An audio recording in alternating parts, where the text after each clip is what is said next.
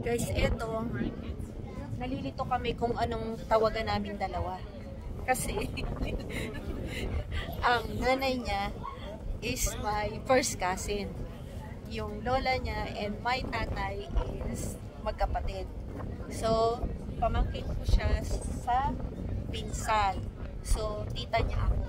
Then, tawag niya akong Iya. So, mas bata ako sa kanya. Iya ang tawag niya sa akin. So, ngayon, ang tawag ko sa kanya,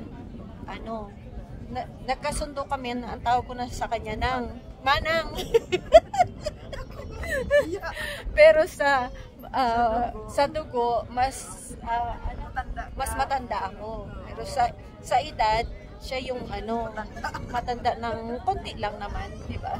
Kaya, kayo guys, ano ang tawagan nyo sa pagkaganyan? So, kasi yung iba, di ba, sinusunod nila yung sa dugo ba, yung level ng dugo, paano kayo magkakamag-anak. Pero kasi yung iba, sa edad na no matter what. So, let me know guys. Bye-bye! It's my pamangkin. Saan? Sa pinsan. Nalito kami, na-confuse kami kung anong tawagan namin talaga.